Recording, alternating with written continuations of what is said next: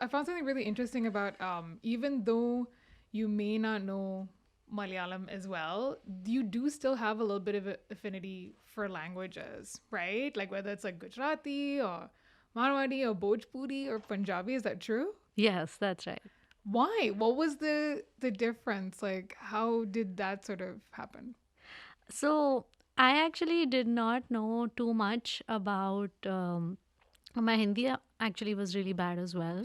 But after college, I joined a theater group in Bombay, and that was made up of people who were all from all across North India mostly. So like we had people from Aligarh and people from Delhi and people from like Jabalpur and everywhere. So they would like pick on me, and that's how my Hindi improved. And we did a play which was in Punjabi, Urdu, and Hindi, and that's how I picked up a little bit of Punjabi as well.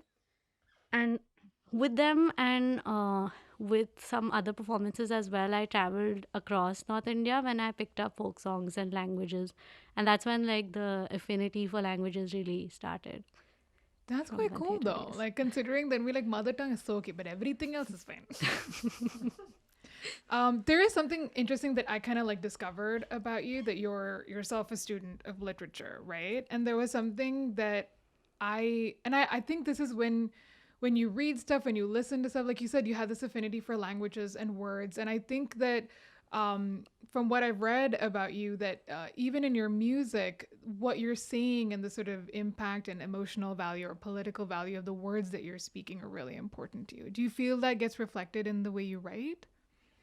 Yeah, definitely. I've sort of come into my own as a songwriter only very recently, and it's a conscious choice. So I spend a lot of time learning music and inculcating and taking in a lot of stuff, which I put out into my first album, which was mostly a folk fusion album. And now I'm really sort of focusing on my own songs and Yeah. exploring that. So that's mostly been a lot of romantic stuff because I think that's the phase of my life that I'm going through right now. Really now?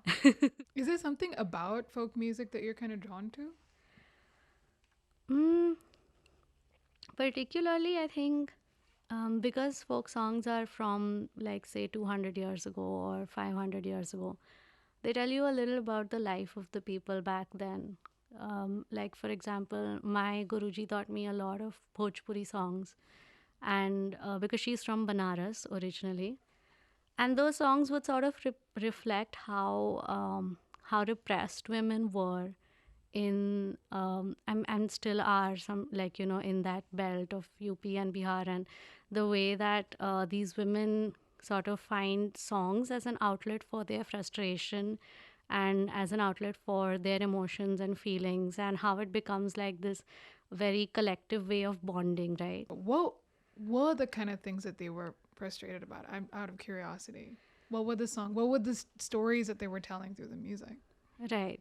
So, for example, there is a song uh, where the woman sort of, the lyric goes like Adalat le jaibo, which is basically the woman accusing all the male members of her family of harassing her, and she's singing about how she's going to take them to court, and like unki izzat le lungi.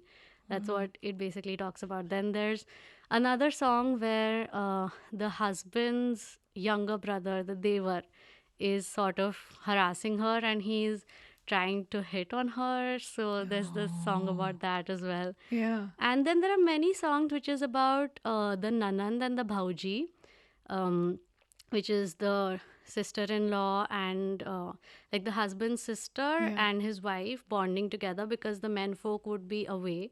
They were generally merchants and they would be like away traveling, trading, etc. So these women, and they were like married off pretty young. So you had these women bonding, and they were sort of their only, each other's only companion. Yeah. So you had a lot of Nanan Bhauji songs as well, and how they're playing together and having a blast and celebrating Holi and celebrating the rains and all of that. That's so beautiful that like their music obviously is just basically bitching about dudes. but also in some way talking about like camaraderie and like just being there for each other as like literally sisters, right? Like Yes. that's so nice. So are you working on some music at the moment? What's your plan for this year? Okay, so this year actually was supposed to be a year of singles and Ooh. just experimenting with my voice as a singer songwriter and as a music producer, and just basically releasing a whole bunch of stuff and seeing what Yeah. works and what doesn't and what resonates with people. But Everyone's plans are foiled all the time. yeah, but that I'm kind of sort of planning, instead of I'm having this whole counterintuitive decision of maybe doing an EP instead, Yeah. because some of the songs are related to each other. So we're thinking about like a character driven EP, Nice. which will sort of feature someone loosely based on me, but not me entirely. So Okay, I will believe you. so yeah, so the idea is to do like a character driven EP is someone who is sort of conflicted about someone who's trained a lot in music and trained a lot in traditional music, and they're sort of coming into their own as a pop artist while staying true to their traditional roots. Sounds So familiar. yeah, I don't want to take all the credit for it because I really want it to look different and sound different from who Yeah. I am. Plus, if the EP does well, it'll be like, yay, great, that was me. And then if the EP doesn't do well, I'm like, that totally wasn't me. I don't know who that person is. It's one of those like inspired by stories, right? So, what's the song you're gonna play for me today? Okay, so this is a song called Khwabon, Mm-hmm. and this is written from personal experience. I'll admit to it. So it's basically talking about how, after having been through a lot of relationships and a lot of breakups and a lot of disappointments romantically in life, having finally found someone who completes me and having finally found someone who makes me whole and is the kind of love that I always dreamt of.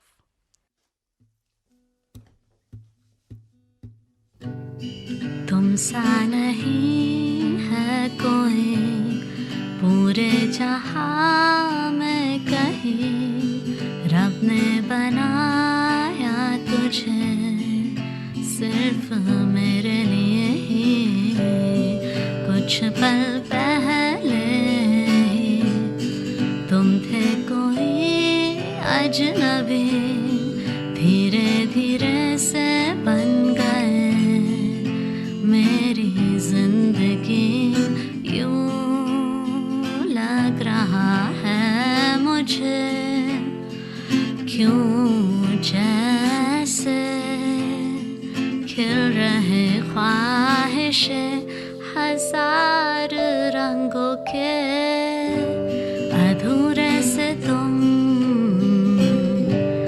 अधूरी सी मैं,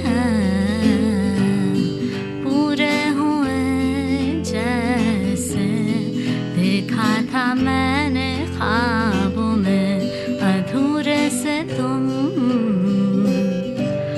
अधूरी सी मैं, पूरे हुए जैसे देखा था मैंने ख्वाबों में.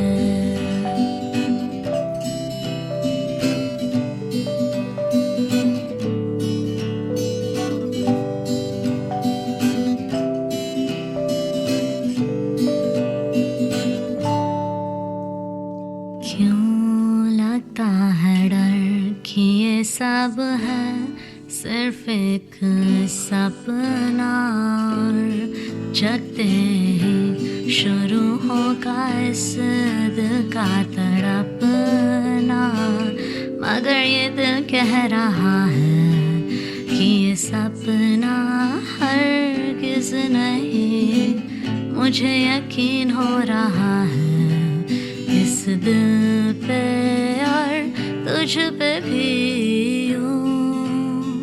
लग रहा है मुझे क्यों जैसे खिल रहे ख्वाहिश हजार रंगों के अधूरे से तुम